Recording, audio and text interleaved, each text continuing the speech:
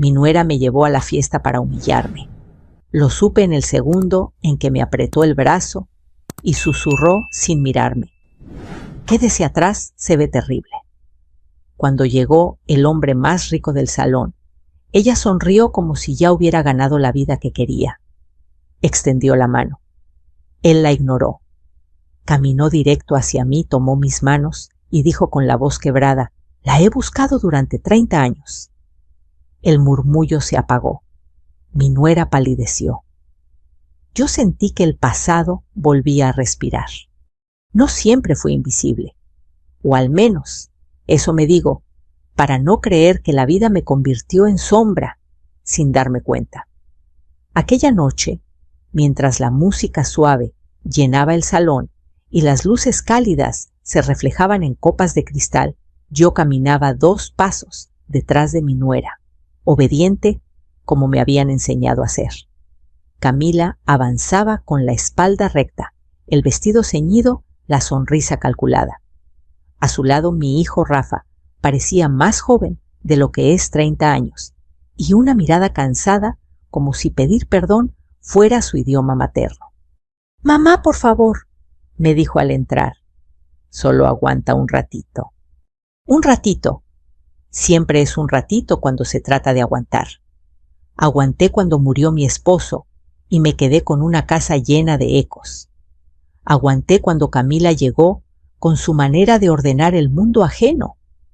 Aguanté cuando me pidieron firmas para facilitar trámites. Aguanté cuando el dinero dejó de pasar por mis manos y empezó a llamarse apoyo.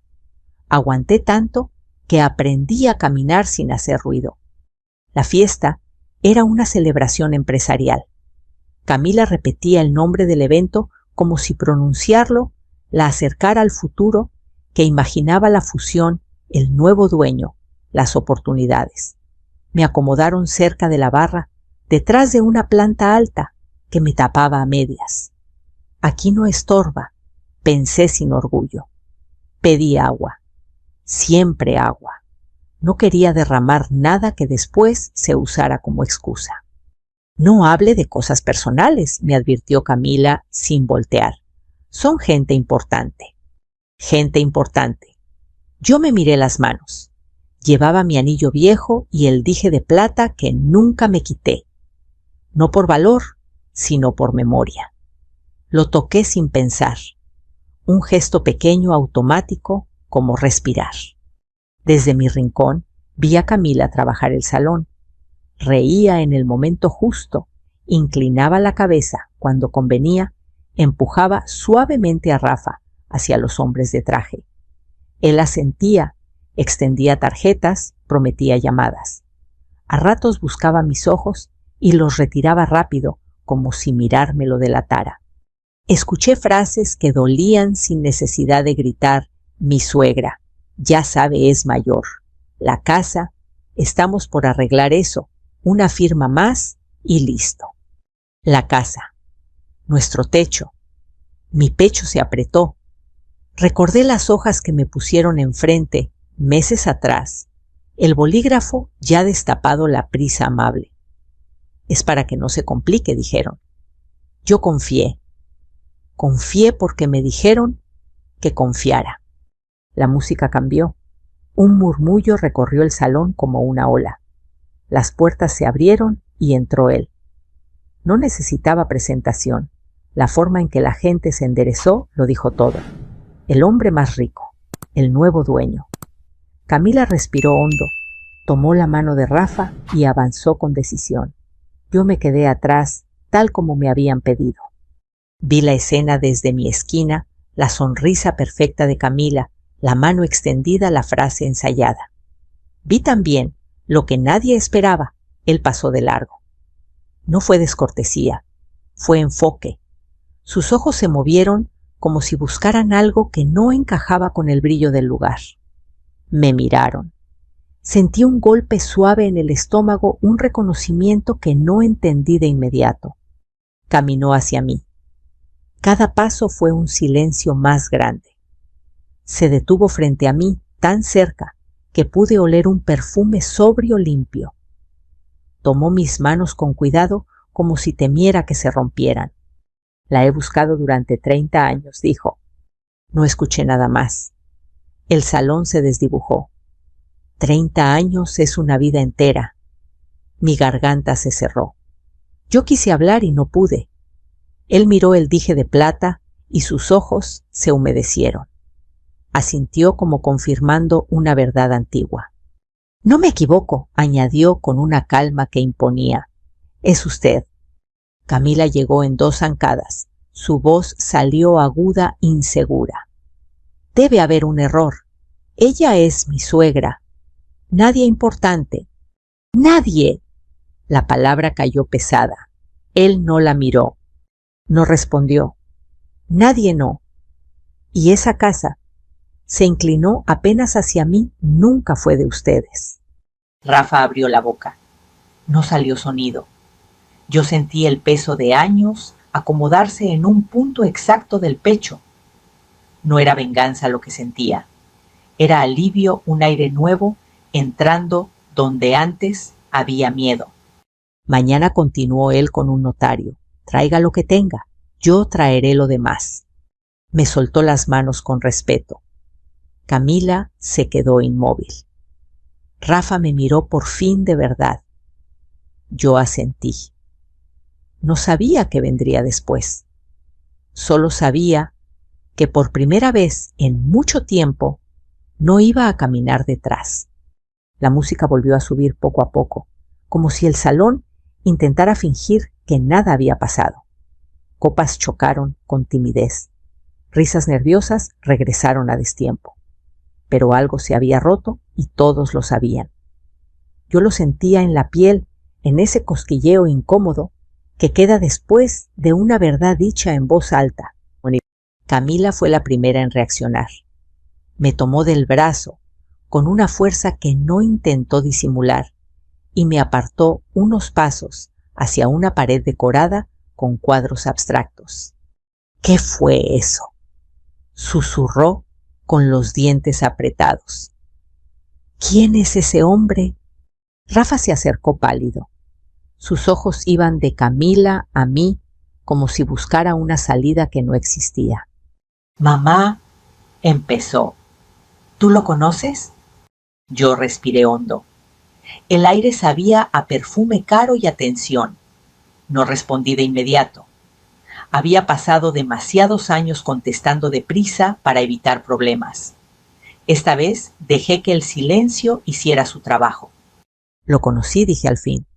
Hace mucho. Mucho cuánto. Camila soltó una risa corta. Antes de que existiera la casa, antes de que existiera Rafa. La forma en que dijo la casa me dolió más de lo que esperaba, como si fuera una palabra que le pertenecía. Camila intervino. Rafa no aquí. Ella se recompuso en un segundo. Giró hacia un grupo cercano, sonrió, saludó con la mano. Luego volvió a mirarme bajando la voz. No haga un escándalo, me dijo. No nos conviene. Nos. Pensé en todas las veces que ese nos me había dejado fuera. Yo asentí no por obediencia, sino porque entendí que la pelea no era para ese escenario, no todavía. Me alejé de ellos y regresé a mi rincón junto a la barra. Pedí otra agua. El bartender me miró con curiosidad y respeto. Había visto la escena, todos la habían visto. Desde allí observé a Camila retomar su papel. Se acercó a hombres de traje, explicó con rapidez, minimizó.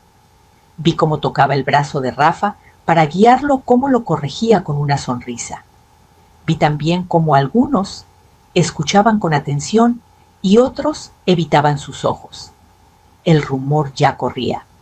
Yo, mientras tanto, pensé en la casa, en sus paredes que conocía de memoria, en el cuarto donde Rafa dio sus primeros pasos, en la cocina donde mi esposo me tomó la mano por última vez. Pensé en los papeles que firmé sin leer del todo, confiando en que la familia no se roba a la familia. Una mujer se me acercó. No la conocía. Vestía sencillo, elegante. Perdone, dijo. Usted está bien. Asentí. Me sorprendió la pregunta. Me sorprendió aún más agradecerla. Sí, respondí. Solo estoy recordando. Ella sonrió y se fue. A veces una frase basta para sostenerte. Minutos después, el hombre más rico del salón volvió a mirarme desde lejos. No se acercó. No hacía falta. Su presencia ya había movido las piezas. Vi como un notario conocido, lo supe por las presentaciones apresuradas, se retiraba temprano. Vi como Camila perdía brillo en la sonrisa. Rafa se acercó de nuevo, esta vez solo. Mamá dijo bajando la cabeza. ¿De verdad? Esa casa no es nuestra. La pregunta me atravesó. No quise mentirle, tampoco quise decirlo todo ahí. Mañana lo sabremos, contesté, con un notario. Camila está muy alterada, añadió. Dice que ese hombre quiere confundirnos. Ese hombre, repetí, dijo mi nombre sin preguntarlo. Hay verdades que no se improvisan. Rafa tragó saliva. Miró a su esposa. La vio hablar rápido, gesticular, perder el control. Algo en su rostro cambió. No fue valentía, fue duda. Y la duda, pensé, es el primer paso. La fiesta terminó antes de lo previsto. Camila insistió en irnos. En el auto, el silencio fue denso. Yo miraba por la ventana las luces de la ciudad. Rafa manejaba tenso. Camila revisaba su teléfono sin parar. Mañana, dijo ella, al fin iremos con nuestro abogado. Dijo notario, corregí. Abogado, repitió. No voy a permitir que un extraño se meta en lo que es nuestro. Camila intervino. Rafa, cálmate. Ella lo miró con furia. ¿También tú dudas ahora? Rafa no respondió. Yo cerré los ojos, no para huir, sino para sostenerme. Al llegar a casa, Camila se encerró en su cuarto. Rafa me siguió a la cocina. Mamá dijo, si hice algo mal. Lo miré. Vi al niño que fue. Vi al hombre cansado que es. No me debes explicaciones, le dije. Mañana hablaremos con papeles. Esa noche no dormí. Saqué la carpeta donde guardo recuerdos y documentos. Encontré una copia vieja amarillenta con un nombre que reconocí al instante. Sentí un nudo en la garganta. 30 años no habían borrado nada. Al amanecer, el teléfono vibró. Un mensaje corto, respetuoso, con una dirección y una hora. Notaría Soto. 10 AM. Respiré. Por primera vez en mucho tiempo no sentí miedo. Sentí que el precio de quedarme atrás había sido alto y que quizá ya lo había pagado. Llegamos a la notaría con 10 minutos de anticipación. Camila insistió en entrar primero como si cruzar el umbral le devolviera el control. Rafa caminó detrás de ella, los hombros encogidos. Yo avancé al final, sosteniendo mi bolso con ambas manos, sintiendo el peso exacto de lo que llevaba dentro. Papeles viejos, un dije de plata y una memoria que había aprendido a callar. El despacho olía a madera pulida y café recién hecho. En las paredes colgaban certificados enmarcados y fotografías de inauguraciones.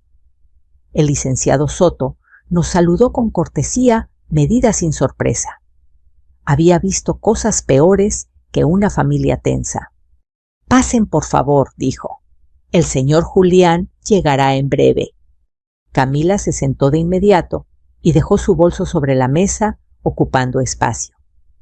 Yo elegí una silla lateral. Rafa se quedó de pie un segundo, dudó y luego se sentó junto a mí. Ese gesto pequeño me sostuvo más de lo que imaginé. Antes de que llegue nadie, empezó Camila. Quiero dejar claro que mi suegra está confundida. Es normal a su edad. No la miré. Miré el borde de la mesa, la veta oscura de la madera. Aquí no diagnosticamos, respondió el notario con calma. Revisamos documentos. La puerta se abrió. El silencio se hizo firme. Don Julián entró sin prisa con un traje sobrio y una presencia que no necesitaba anuncio. Me miró primero a mí. Asintió como si continuáramos una conversación que nunca terminó. «Gracias por venir», dijo, «licenciado». Se sentó frente a nosotros. Camila enderezó la espalda. «Señor», empezó ella, «creo que hubo un malentendido anoche. Mi suegra». Doña Elena interrumpió él, pronunciando mi nombre con cuidado, no está confundida. Abrió una carpeta y la deslizó hacia el notario. Papeles ordenados, sellos visibles. Yo sentí un latido antiguo en el pecho.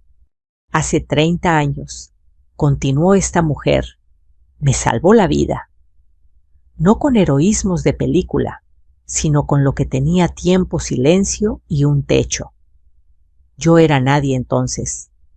Ella no. Camila soltó una risa corta. Eso no prueba nada sobre una casa. Don Julián levantó la vista por primera vez mirándola directo.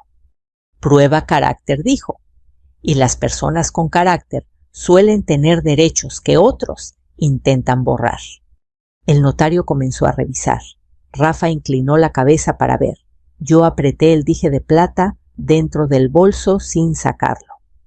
Este documento, dijo el licenciado, establece un fideicomiso constituido hace 29 años. Beneficiaria principal, doña Elena. Camila se puso de pie. Eso es imposible, exclamó. Esa casa se compró después. El terreno aclaró. Don Julián se adquirió antes. El resto fue construcción, a nombre del fideicomiso. Rafa me miró incrédulo. Mamá, no quise cargarles eso, respondí. No cuando tu papá enfermó, no cuando tú empezabas. Camila respiraba rápido. ¿Y por qué ahora?, preguntó. ¿Por qué aparece justo cuando estamos por vender? La palabra vender cayó como una piedra.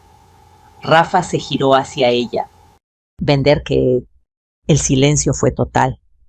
Camila entendió que había hablado de más. Nada intentó, solo estaba viendo opciones. Don Julián cerró la carpeta. Opciones que incluían una firma obtenida sin información completa, dijo. Eso se llama fraude. El notario asintió señalando una hoja. Aquí hay un poder general firmado por doña Elena, indicó. La firma coincide, pero las fechas y anexos no. Yo sentí el piso firme bajo los pies. No era revancha. Era claridad. Mañana, dijo el licenciado, habrá una revisión formal. Recomiendo que nadie mueva un papel. Camila me miró con algo nuevo miedo. Usted no entiende, me dijo. Todo esto era por Rafa, por nuestro futuro. El futuro, respondí con la voz steady, no se construye quitando el pasado a empujones. Rafa se levantó. Necesito aire, dijo. Necesito pensar. Don Julián se puso de pie también. Se acercó a mí sin tocarme. Lo siento por el ruido, dijo en voz baja. 30 años hacen ruido cuando regresan. Asentí. Gracias por no llegar tarde, respondí. Camila salió primero sin despedirse. Rafa me miró desde la puerta. Mamá dijo, perdón. No supe qué contestar, no hacía falta.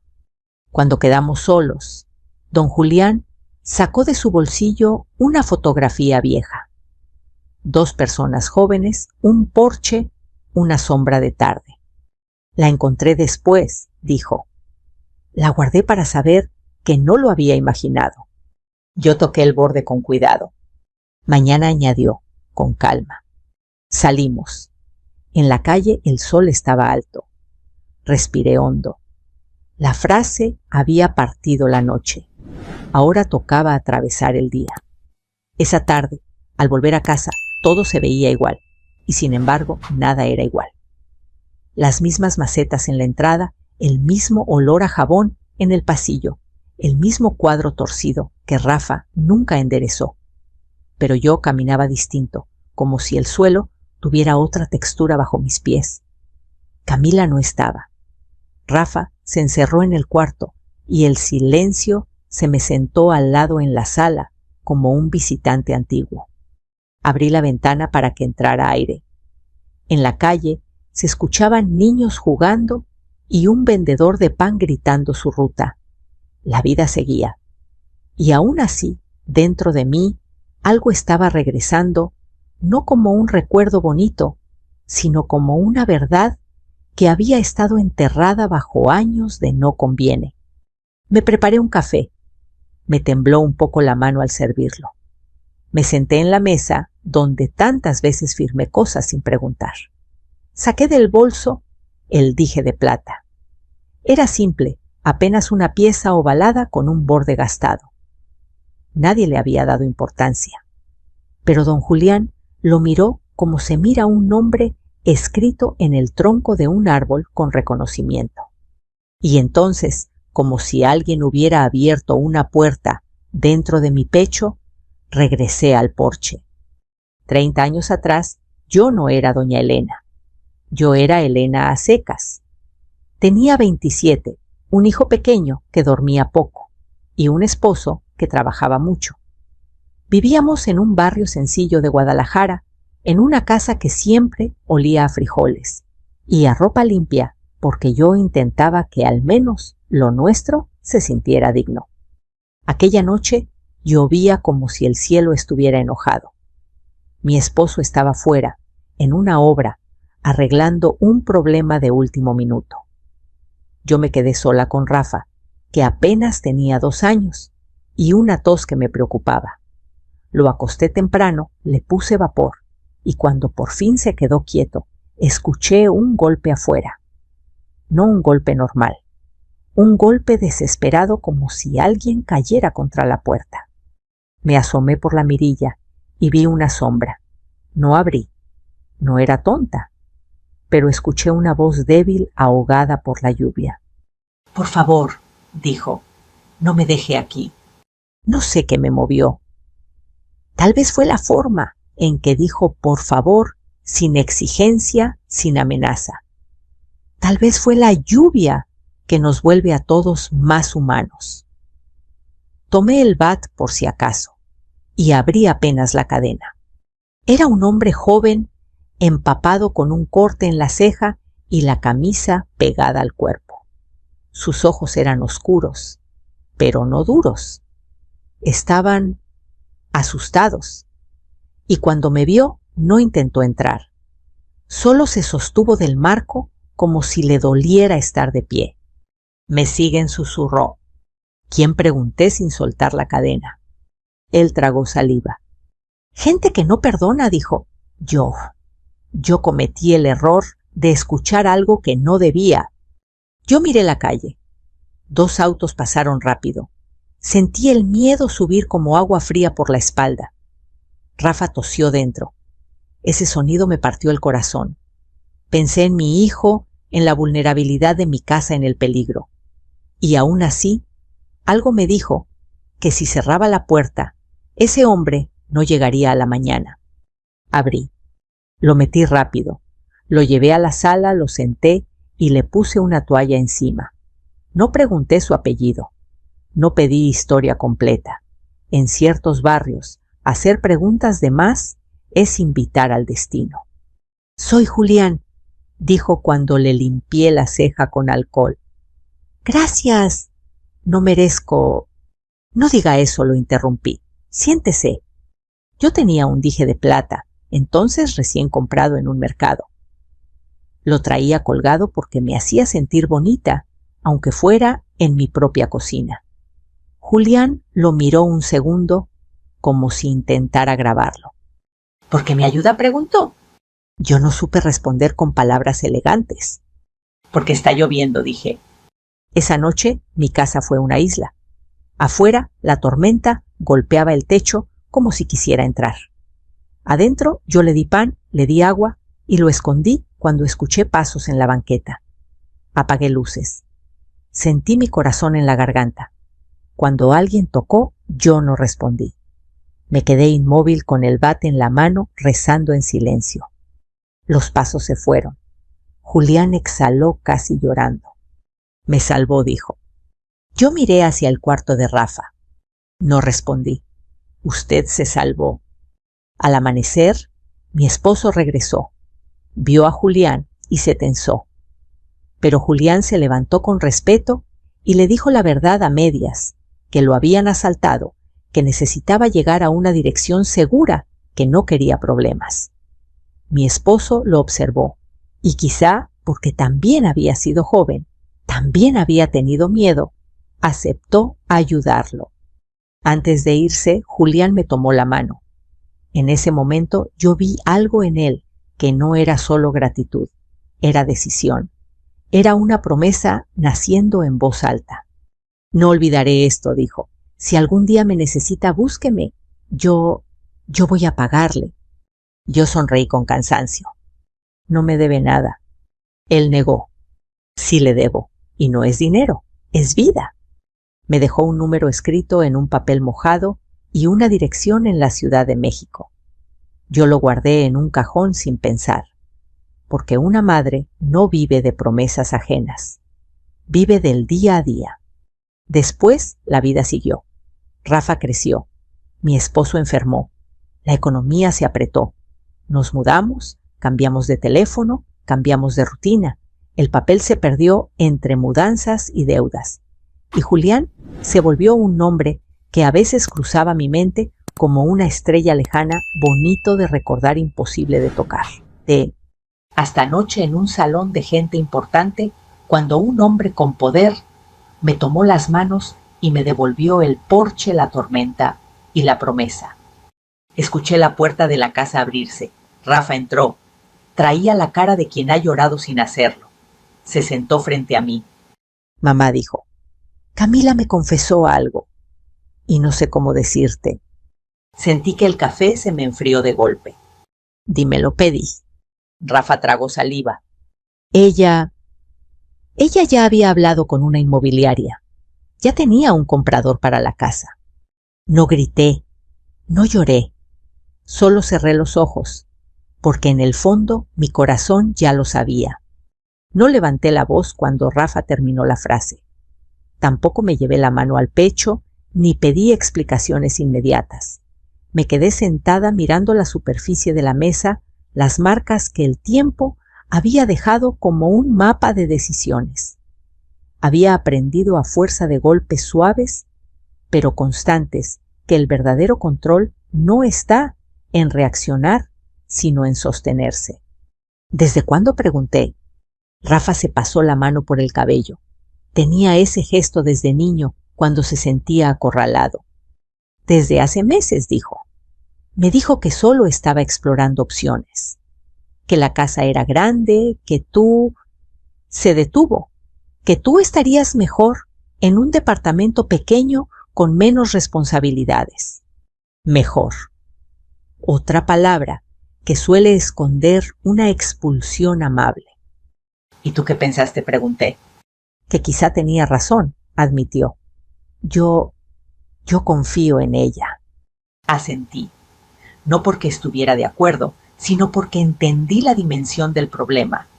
No era solo una casa, era una cadena de decisiones tomadas sin mí sobre mí. Rafa, dije, mañana iremos con el notario. Tú también. Camila no quiere ir, respondió. Dice que todo esto es una manipulación, que don Julián te está usando para presionarnos. Sonreí sin humor. El que manipula necesita esconder. El que muestra papeles, no. A la mañana siguiente, el despacho del licenciado Soto estaba lleno de luz. Llegué temprano. Don Julián ya estaba allí revisando documentos con una concentración tranquila. Me saludó con una inclinación leve de cabeza. No invadió mi espacio, nunca lo hizo. Camila llegó tarde. Entró rápido con el teléfono en la mano y el ceño fruncido. Rafa la seguía más callado que de costumbre. Vamos a acabar con esto de una vez, dijo ella sentándose sin pedir permiso. Traje a nuestro abogado. Un hombre joven se acomodó a su lado. Traía una carpeta delgada y una seguridad que parecía aprendida. Buenos días, saludó el notario. Procedamos. Las hojas comenzaron a circular. Escrituras, fideicomisos, poderes notariales, fechas, anexos. Yo observaba en silencio. Cada documento era una capa menos de confusión. Este poder general, dijo el licenciado Soto, fue firmado por doña Elena hace 2 años. Exacto, intervino Camila. Con eso basta. No corrigió el notario.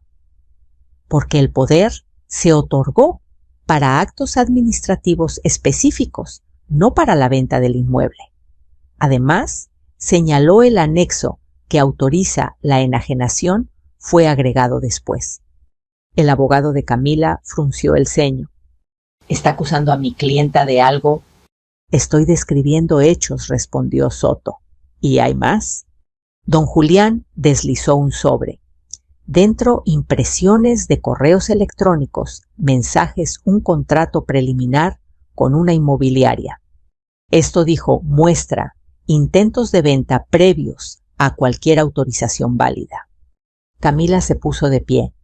Eso es ilegal, gritó. ¿Cómo consiguió eso? La pregunta correcta, replicó don Julián con voz firme, es ¿por qué existen? Rafa miró los papeles. Sus manos temblaban. Camila, susurró. Dijiste que no había nada firmado.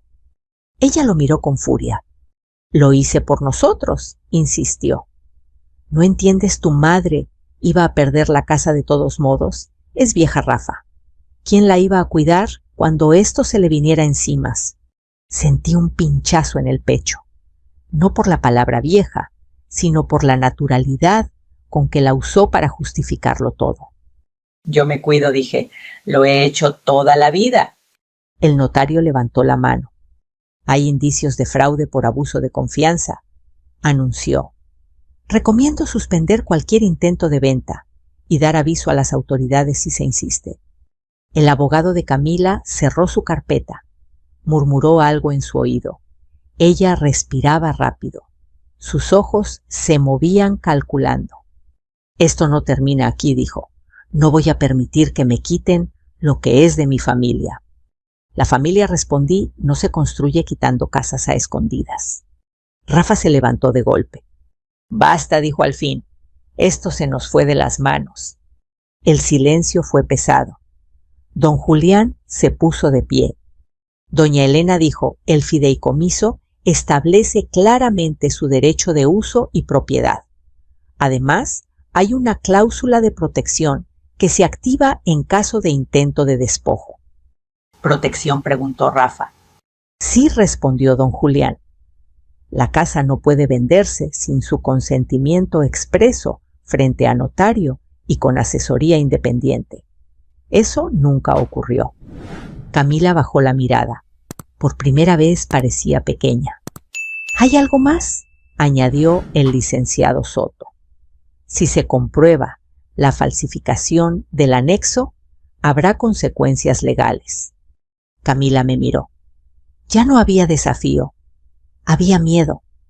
No quería hacerle daño, dijo. Solo asegurarme. Asegurarse, repetí, no es empujar a alguien fuera de su propia vida. Salimos del despacho con la tarde cayendo. Rafa caminaba a mi lado en silencio. Camila se adelantó hablando por teléfono. Don Julián se detuvo conmigo en la puerta. Lo que venga, dijo, no estará sola.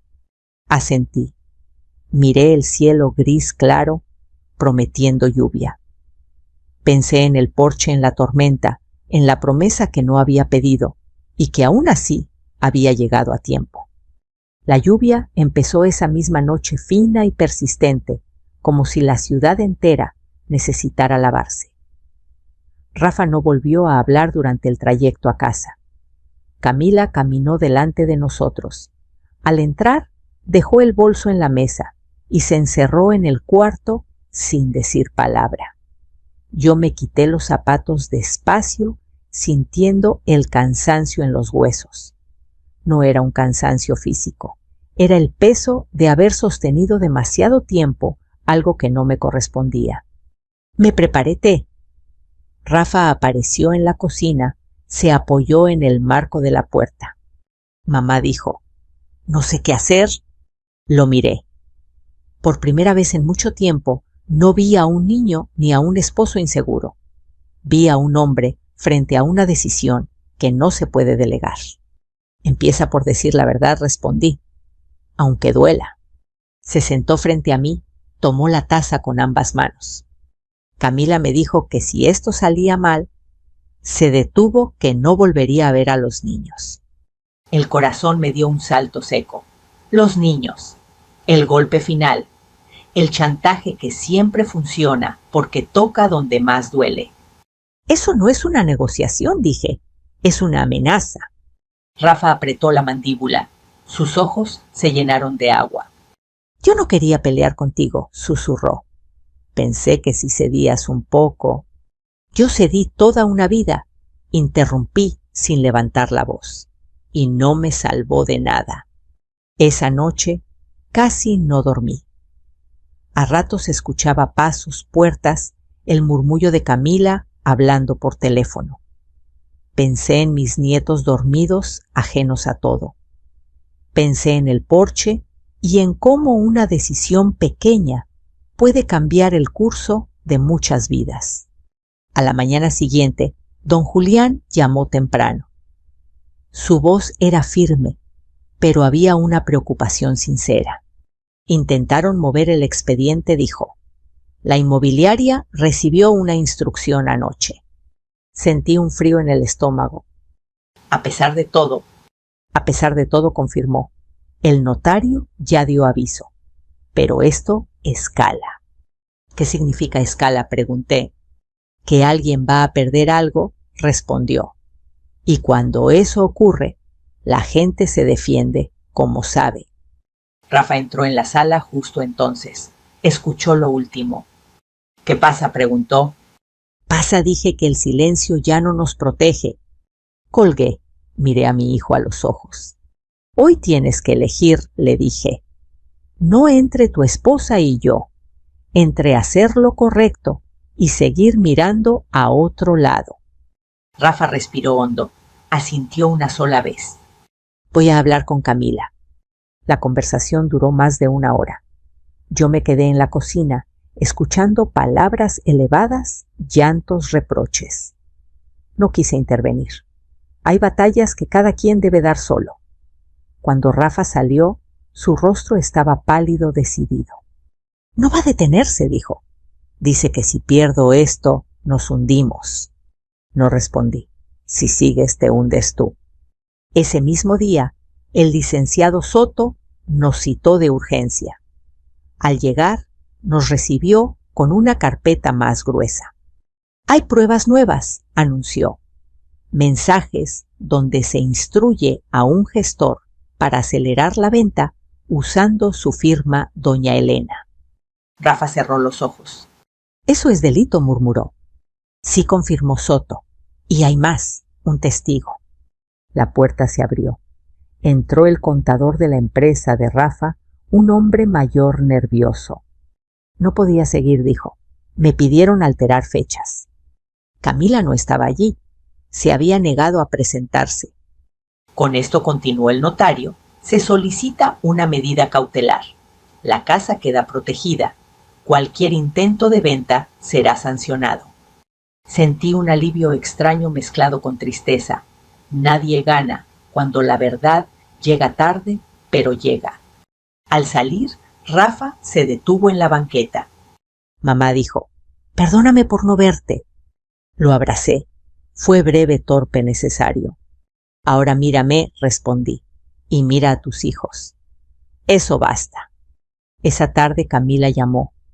No grité, no discutí. Le dije que todo se haría por la vía legal, que yo no negociaría bajo amenaza. «Te vas a arrepentir», escupió. «Nadie te va a cuidar cuando esto termine». Miré mis manos firmes. Me he cuidado sola antes, dije, y no estoy sola ahora. Colgué. Afuera la lluvia había cesado. El aire olía limpio. Don Julián llegó más tarde con un sobre sellado.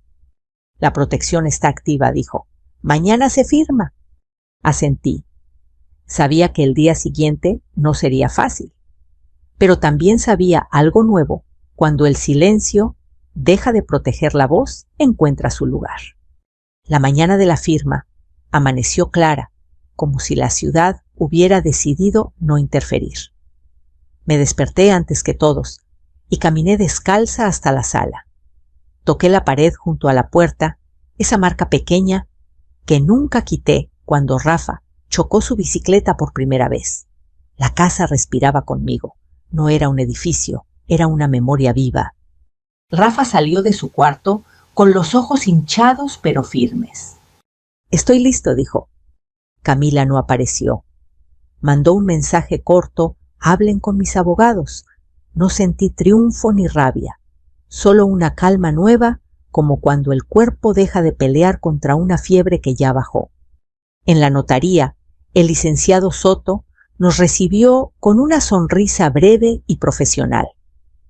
Don Julián estaba allí puntual, con la misma serenidad que me había sostenido desde el primer día. Sobre la mesa, los documentos esperaban como piezas finales de un rompecabezas. Procedemos, dijo el notario. Leí cada página, despacio, sin prisa. Por primera vez nadie me apuró. Nadie dijo, es solo un trámite. Firmé donde correspondía frente a testigos con asesoría independiente. La cláusula de protección quedó clara. La casa no podía venderse sin mi consentimiento expreso y asesorado. El fideicomiso se ratificó. El intento de enajenación quedó anulado. Rafa firmó también como reconocimiento y respaldo. «¿Perdón?», susurró mientras lo hacía.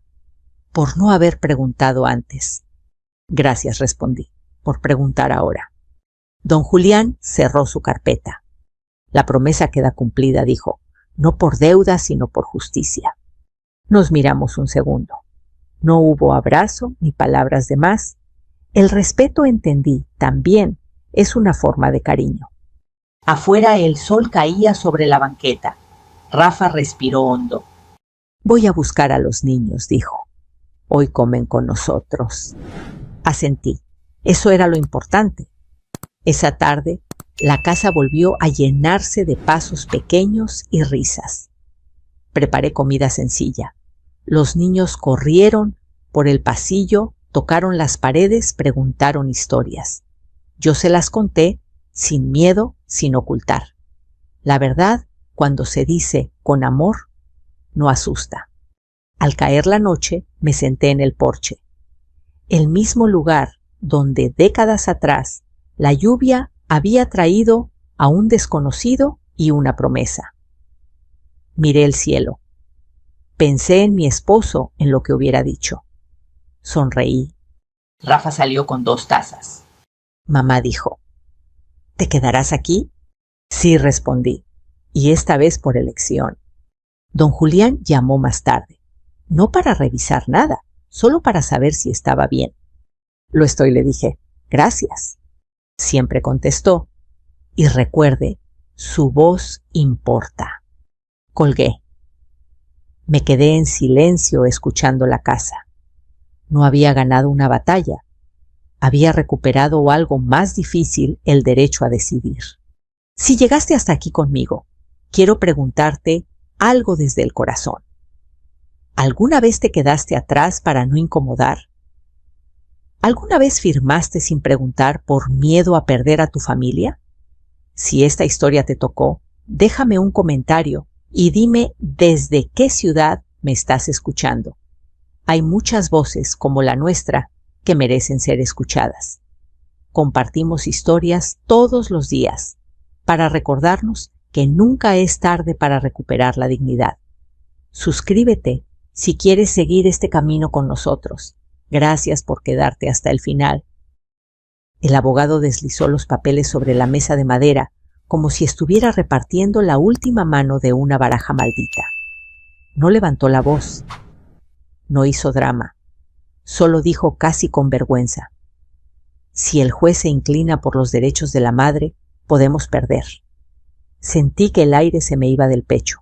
Las luces fluorescentes del juzgado zumbaban como insectos atrapados.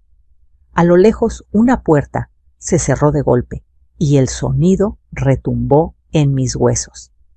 Yo que había pasado la vida limpiando pisos ajenos y levantando a otros cuando caían, no podía dejar de temblar. Entonces mi nieto, sentado a mi lado, se inclinó y susurró con calma: «Déjela hablar». Nunca pensé que terminaría aquí, en una sala fría del juzgado familiar, con una mesa rayada por décadas de manos nerviosas, esperando que un juez decidiera si todo lo que había hecho en 10 años valía algo o nada. El abogado frente a mí tenía la corbata torcida y los ojos cansados, como si ya hubiera visto demasiadas historias terminar mal. Yo no lo conocía desde hacía mucho, pero confiaba en él porque hablaba despacio y no prometía milagros.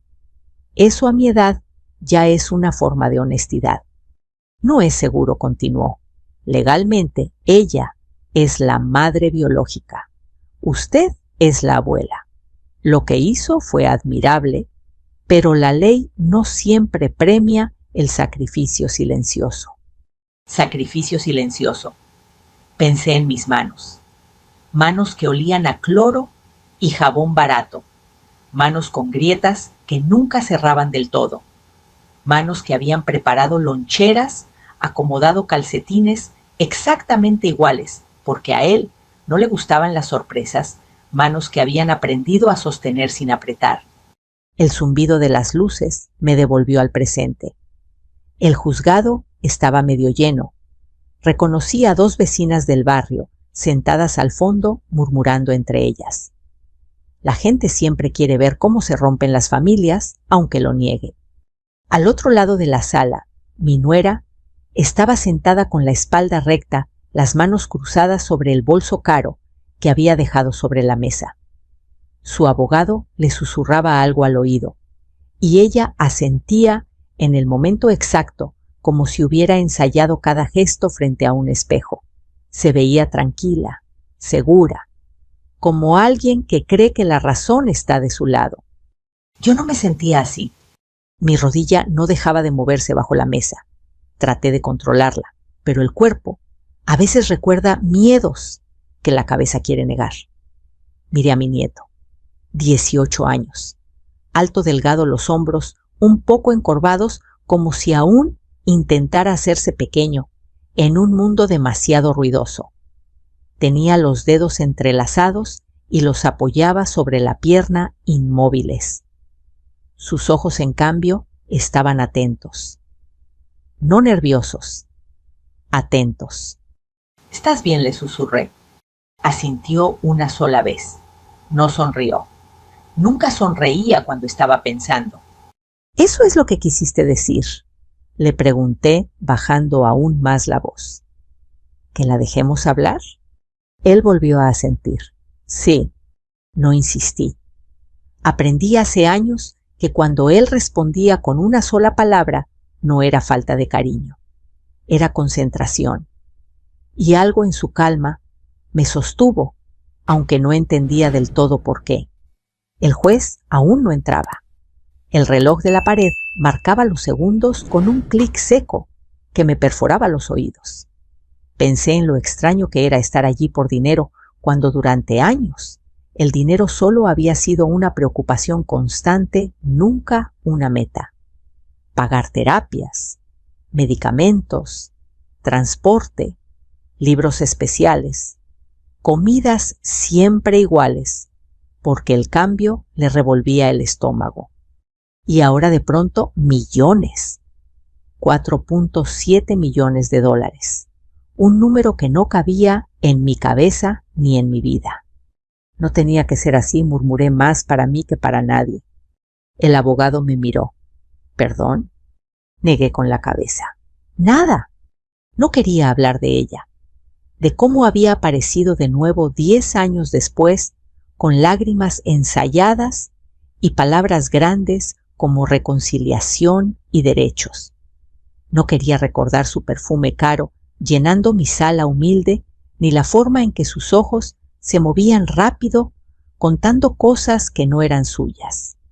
Pero allí estaba, sentada a pocos metros, esperando que el juez la escuchara.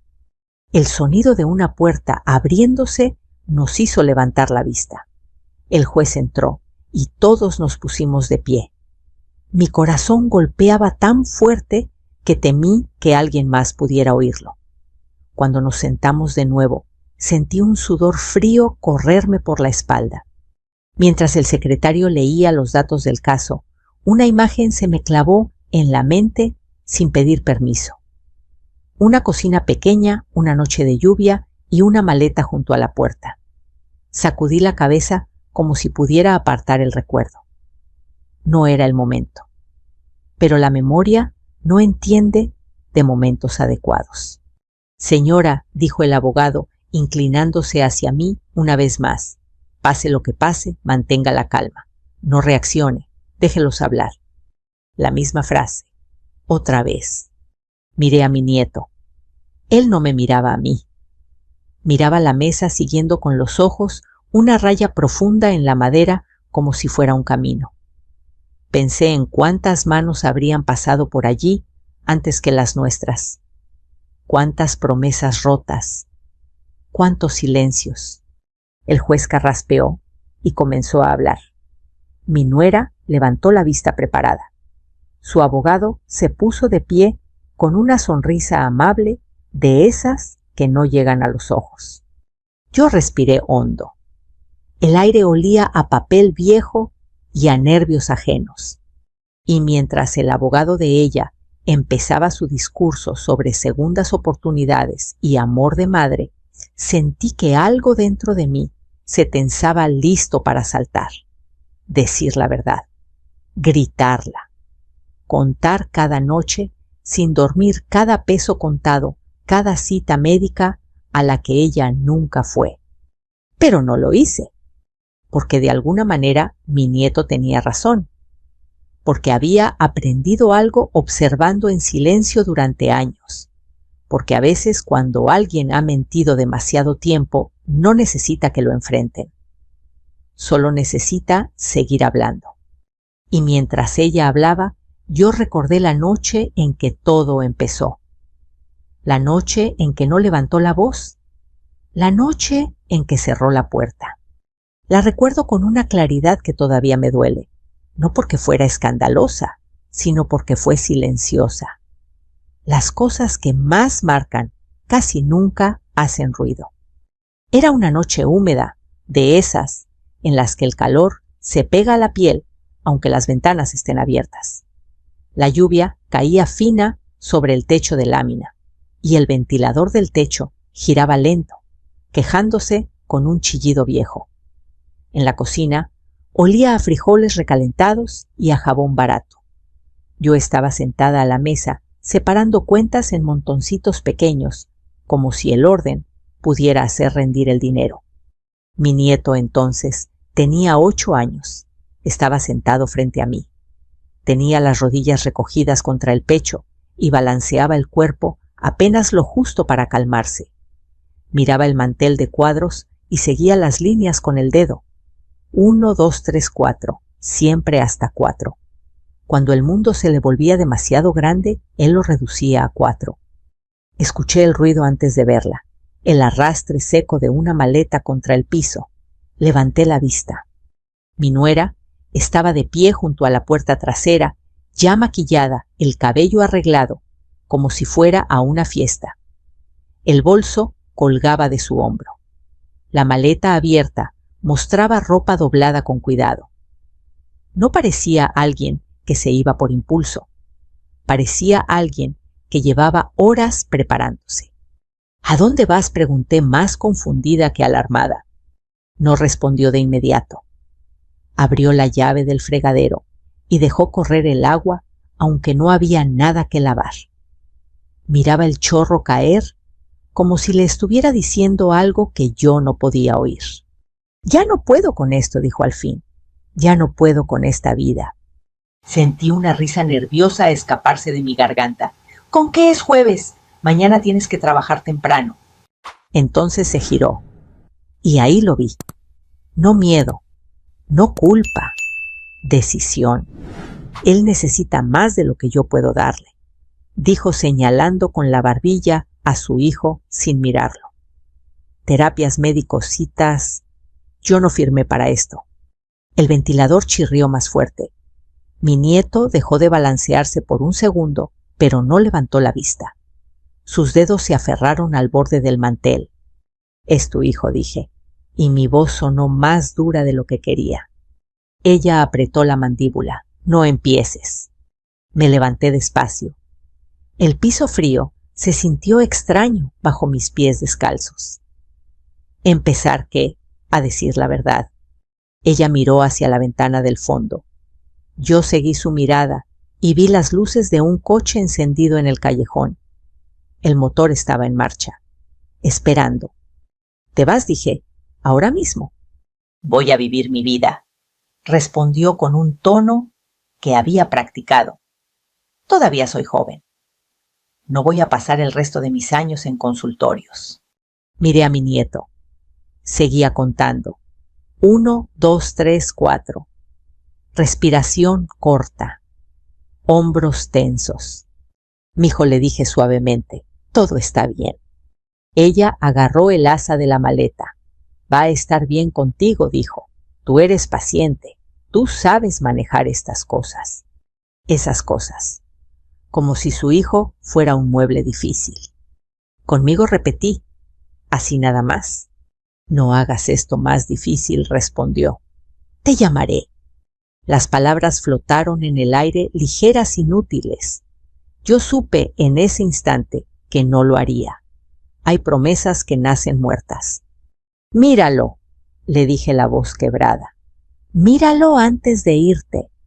No lo hizo.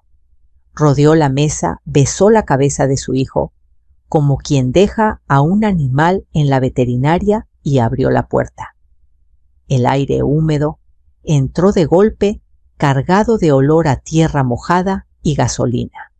Mi nieto no lloró, no gritó, solo miró la ventana donde el reflejo de la luz hacía que la noche pareciera una pared sólida. La puerta se cerró. El motor del coche se alejó. El ventilador siguió girando. Me quedé de pie, sin saber qué hacer con mis manos. Todavía olían a jabón. Pensé con una claridad cruel. ¿Cómo voy a criar a un niño así cuando apenas puedo conmigo misma? Mamá, susurró él. Tragué saliva. Sí. ¿Va a volver? Quise mentir. Decirle que sí, que solo estaba enojada, que mañana regresaría con una disculpa. Pero algo dentro de mí, quizá cansancio, quizá honestidad, no me dejó. No lo sé, admití, pero yo estoy aquí. Me senté a su lado. El vinil de la silla estaba frío. Él volvió a contar. 1, 2, 3, 4. Afuera, las llantas pasaron por un charco. Luego nada. Esa fue la noche en que mi vida se volvió algo que no había planeado. A la mañana siguiente, llamé al trabajo para avisar que llegaría tarde y llevé a mi nieto a la escuela. Se sentó en el asiento del copiloto con las manos escondidas en las mangas mirando al frente. El aire caliente del coche olía a polvo viejo. Su maestra me tomó del brazo al dejarlo. Necesitamos hablar de su evaluación, dijo con cuidado. Asentí como si supiera qué estaba haciendo. No lo sabía. Las semanas siguientes fueron un torbellino de papeles, citas y cuentas que no dejaban de crecer. Pasaba los descansos llamando a seguros, las noches leyendo folletos hasta que las letras se mezclaban. En la iglesia me sentaba atrás para evitar preguntas. Hasta que un martes una mujer mayor me apretó la mano y me pasó un papel. Grupo de apoyo, susurró. El café es horrible, pero la gente es buena. Fui, no por valentía, sino porque ya no sabía qué más hacer. Y así, sin darme cuenta, empecé a quedarme. Día tras día, noche tras noche, sin aplausos, sin testigos. Solo yo, un niño que contaba hasta 4 y una casa que aprendió a respirar distinto. Los años siguientes no llegaron en bloques ordenados, llegaron en pedazos, en madrugadas rotas por alarmas, en carpetas manila llenas de sellos, en el sonido seco de monedas contadas sobre la mesa.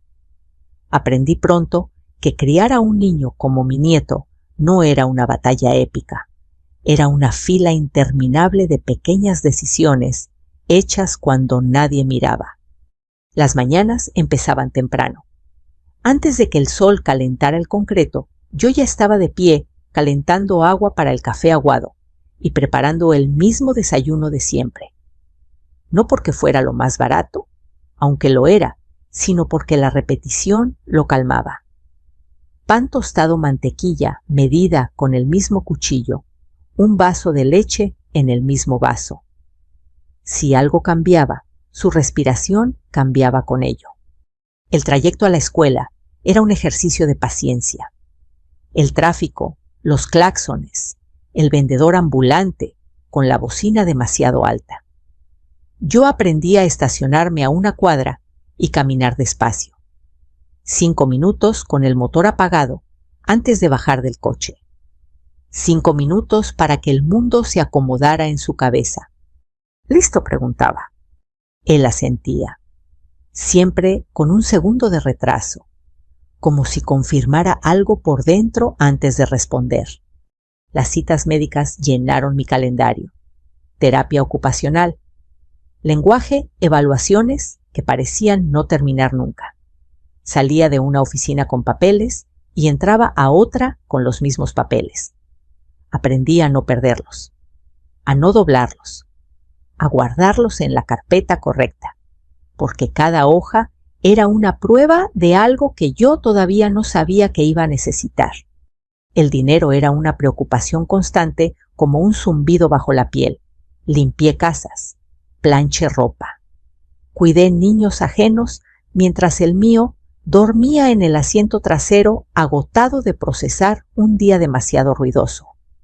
Algunas noches, cuando él por fin se quedaba quieto, yo me sentaba en la cama y dejaba que el cansancio me cayera encima como una manta pesada. En la iglesia los domingos me sentaba atrás.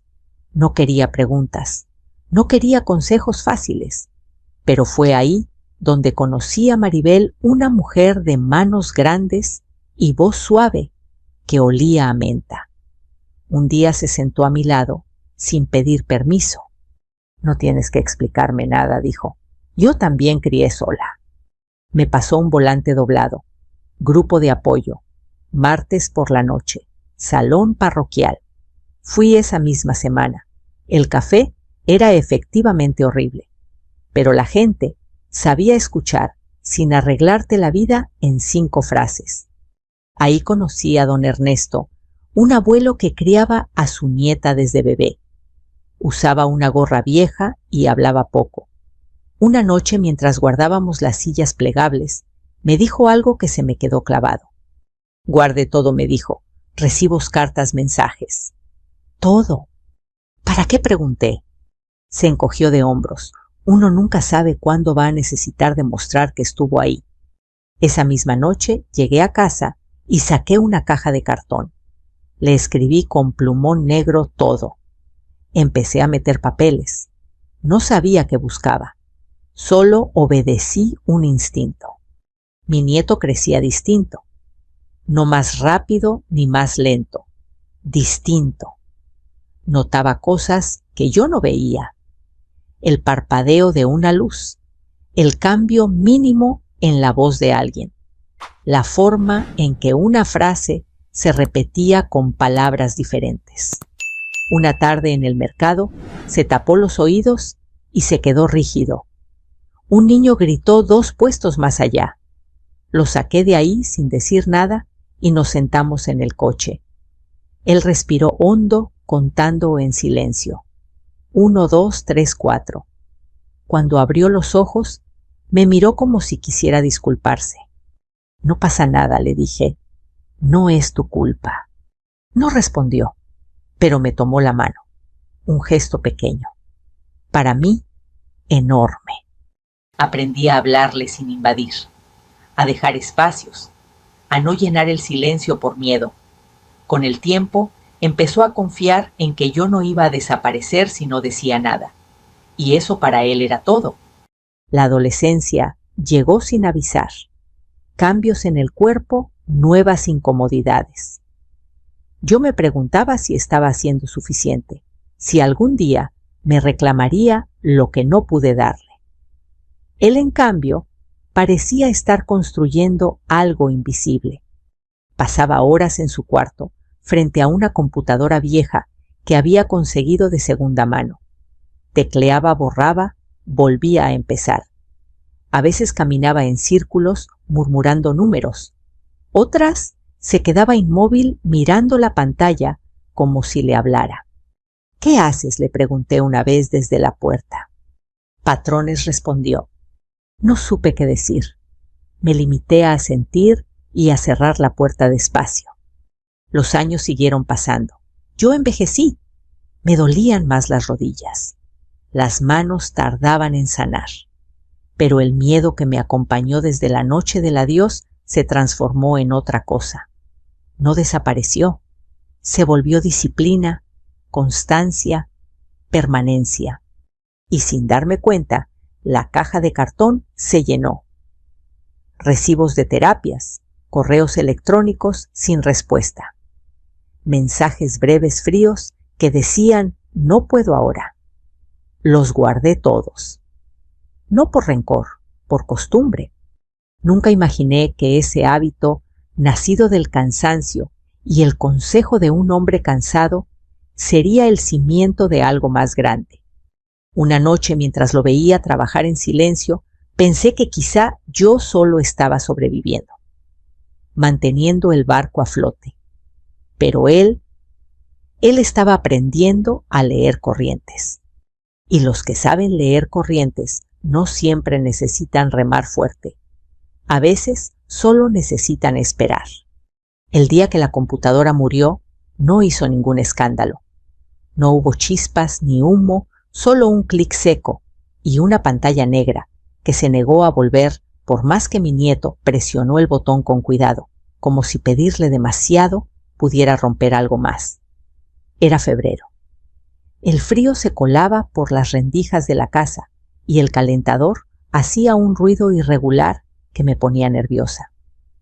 Yo estaba en la mesa revisando cuentas que nunca cuadraban cuando noté que él se había quedado completamente quieto. «¿Qué pasa?», pregunté. «No responde», dijo, y su voz sonó distinta, no alterada, vacía. Se quedó mirando la pantalla como si el mundo hubiera dejado una frase a la mitad. Sus dedos temblaron apenas y luego se detuvieron sobre el teclado. Conocía ese silencio. No era enojo, era peligro. Me acerqué y levanté la tapa por detrás. Tornillos distintos, piezas que no combinaban. Esa computadora era un rompecabezas armado con esperanza y poco dinero. Sentí el estómago hundirse. «¿Se puede arreglar?», preguntó. Dudé un segundo. Demasiado tiempo. Él lo notó. «Sí», dije. «Claro que sí». Esa noche, cuando se fue a dormir, saqué la computadora a la mesa como si fuera un paciente en cirugía. Olía a polvo quemado. No tenía dinero para una nueva. Ni cerca.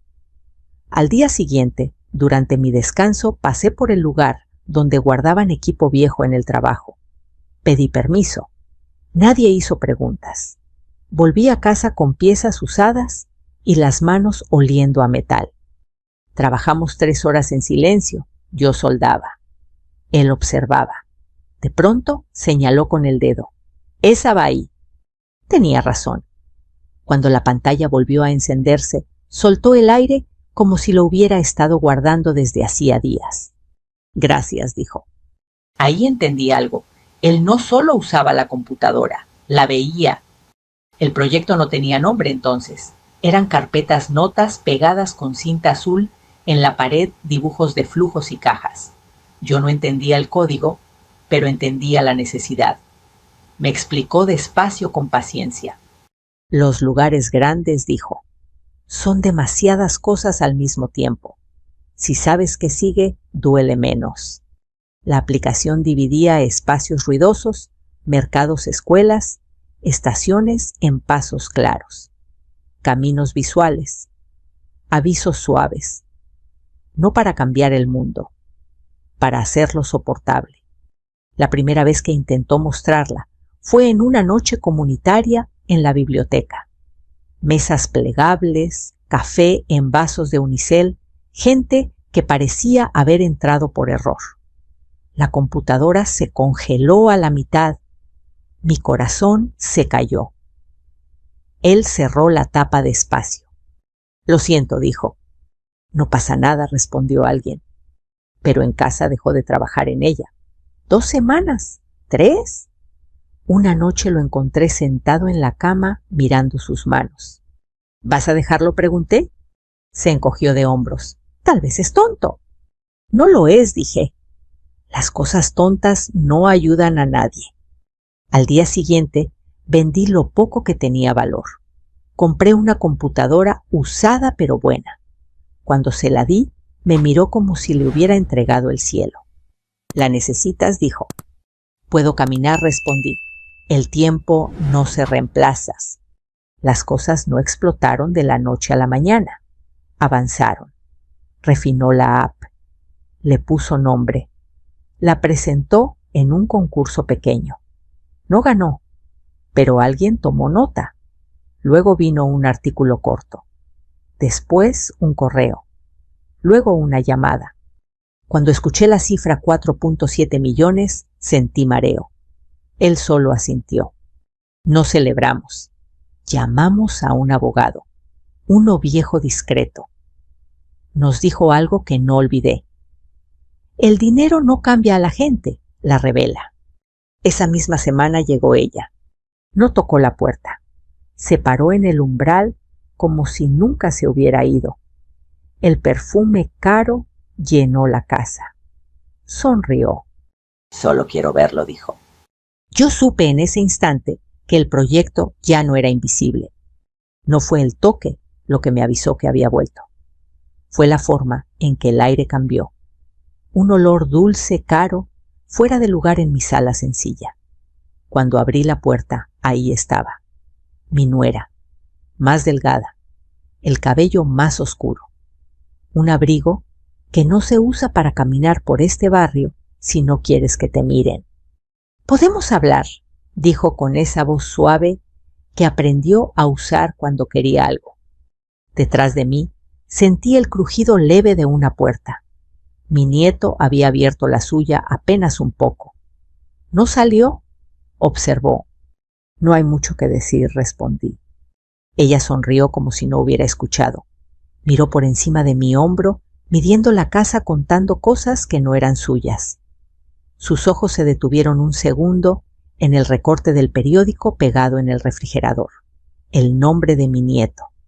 La palabra aplicación. «He pensado mucho en él», dijo. «En todo este tiempo».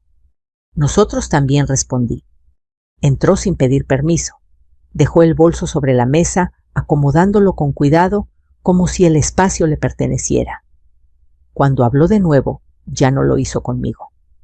Lo hizo hacia el pasillo. «Hola, cariño. Has crecido tanto». Mi nieto no respondió.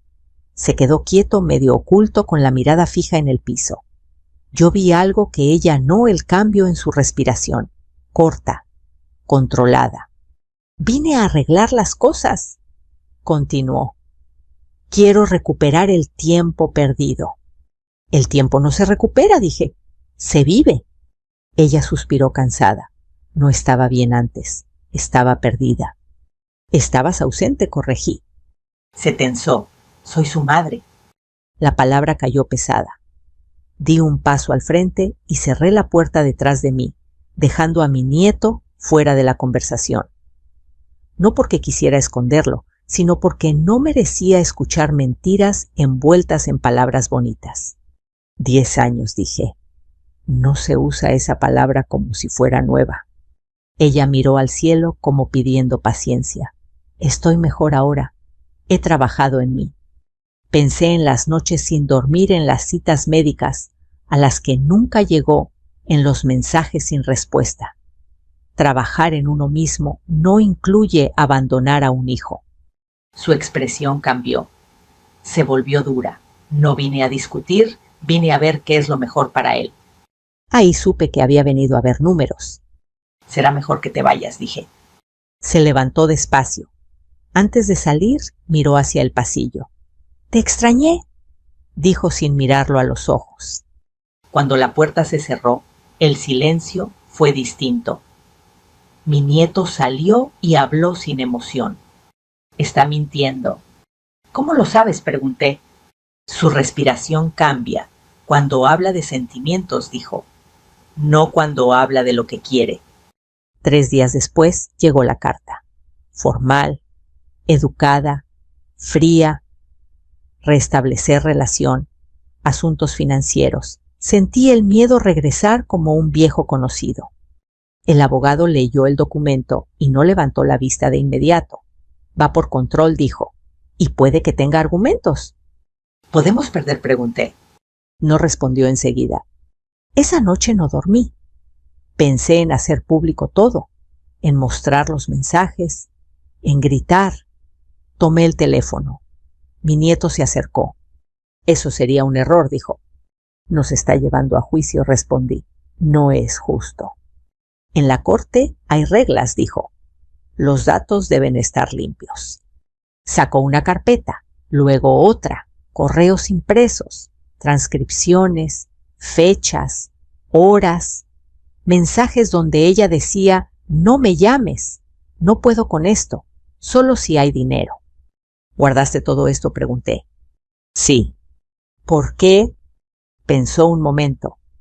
«Porque un día iba a hablar mucho». Tragué saliva.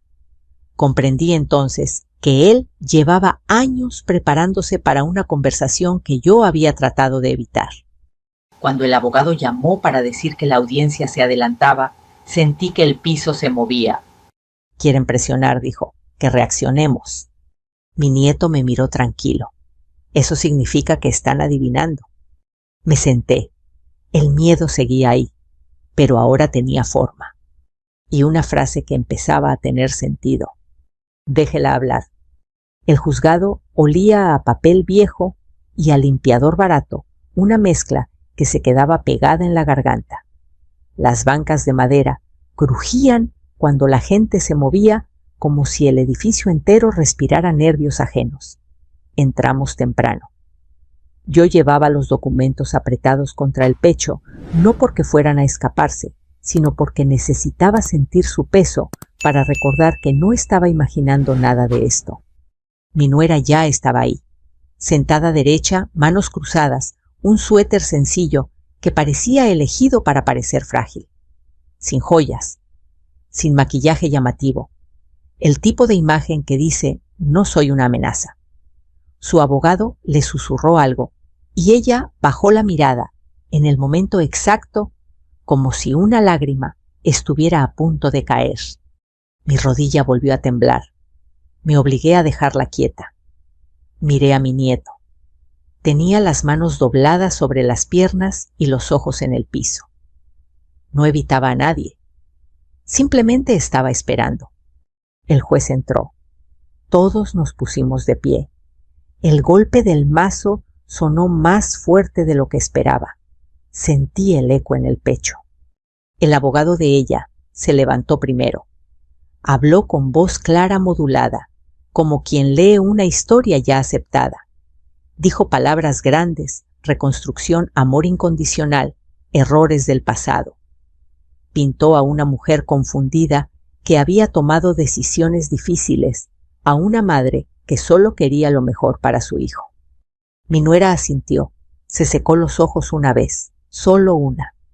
Quise levantarme, decir que no, decir que el amor no abandona.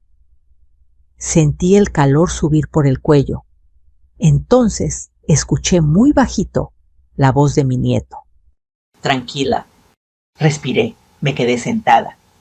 Cuando ella subió al estrado, habló de su salud mental, de sentirse perdida, de haber pensado que dar espacio era un acto de amor. Nombró cumpleaños sin fechas, terapias, sin detalles, sacrificios que nunca vi. El juez escuchaba, tomaba notas. Mi turno llegó. El abogado me tocó el brazo. Recuerde, susurró, no interrumpa. Las preguntas fueron simples, demasiado simples. ¿Cuándo fue la última vez que asistió a una terapia con su hijo? Mi nuera parpadeó. Hace tiempo. ¿Puede ser más específica? No recuerdo la fecha exacta. El nombre de su terapeuta. Abrió la boca, la cerró. Fueron varios. Un murmullo recorrió la sala. El juez levantó la vista. ¿Sabe si su hijo tiene alguna alergia documentada?, preguntó el abogado. Ella frunció el ceño. Nunca tuvo alergias. Sentí el cuerpo de mi nieto tensarse a mi lado. El abogado no levantó la voz. Le sorprendería saber que los registros médicos indican una alergia severa al cacahuate durante más de 10 años. Ella miró a su abogado. Él no la miró a ella. Cuando llamaron a mi nieto, el tiempo pareció detenerse. Caminó hasta el estrado con pasos medidos. Ajustó el micrófono con cuidado. No miró a su madre, miró al juez. Traje registros, dijo. Entregó las carpetas, ordenadas, etiquetadas, fechas, horas, transcripciones. El abogado le pidió que explicara. Los guardé porque la consistencia importa, dijo. La verdad no cambia. Leyó un mensaje, luego otro, sin emoción, sin acusación, solo hechos. No puedo con esto. No me llames. Solo si hay dinero. Mi nuera negó con la cabeza. Eso está fuera de contexto. Mi nieto inclinó la cabeza apenas. No hay contexto donde eso signifique apoyo. El juez le preguntó si disputaba la autenticidad de los documentos. Ella susurró que no. El silencio que siguió fue pesado, merecido. La decisión llegó sin dramatismo. Se negaba la solicitud de control sobre los activos. Se advertía contra futuras acciones sin fundamento. Se establecían límites claros. Cuando el mazo golpeó la mesa, sentí que algo se aflojaba dentro de mí. Afuera el aire frío me golpeó la cara. Mi nuera pasó junto a nosotros sin decir palabra. Tacones rápidos, sin lágrimas. ¿Estás bien?, me preguntó mi nieto. Asentí. Por primera vez en mucho tiempo, era verdad. Salimos del juzgado sin hablar. No porque no hubiera nada que decir, sino porque el silencio, por una vez, no pesaba. Afuera, el cielo estaba gris claro, de esos que no prometen sol, pero tampoco tormenta. El aire olía a mañana limpia y a café de un puesto cercano. Caminamos unos pasos y entonces la escuché. Espera. Mi nuera venía detrás con el teléfono en la mano y el ceño fruncido. Ya no llevaba la expresión frágil del estrado. Ahora estaba apurada, tensa, como alguien que siente que el control se le escapa. Esto no ha terminado, dijo. Puedo apelar. Yo sentí el impulso viejo de responder, de defenderme, de decir todo lo que había guardado durante años. Pero antes de que abriera la boca, mi nieto habló. Puede hacerlo, dijo con calma. Solo recuerde lo que pasa cuando habla sin preguntar. Ella lo miró confundida. ¿Qué dices? Que cuando habla demasiado, continuó, se contradice. La observé. Vi cómo su respiración se aceleraba, cómo buscaba palabras que ya no estaban ahí. Yo solo quiero lo mejor para ti, dijo mirando a su hijo por primera vez de verdad.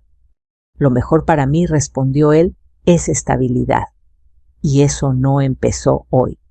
Hubo un segundo en que pensé que iba a gritar, a decir algo cruel. No lo hizo. Se dio la vuelta y se fue con pasos rápidos, como si el piso quemara. No la seguimos. No hacía falta. Caminamos hacia casa despacio. Pasamos por la panadería de la esquina. El olor a pan dulce me hizo sonreír. Compré 2 conchas. Él aceptó una sin decir nada. Nos sentamos en la banca frente a la iglesia.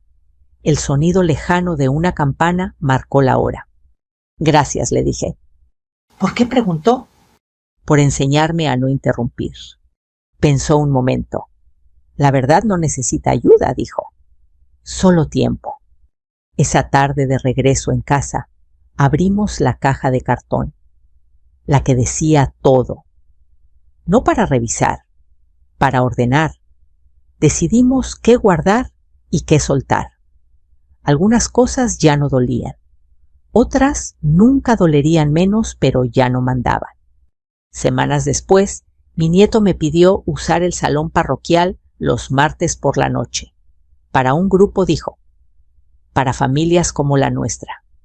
Pusimos sillas plegables, café malo, un letrero escrito a mano.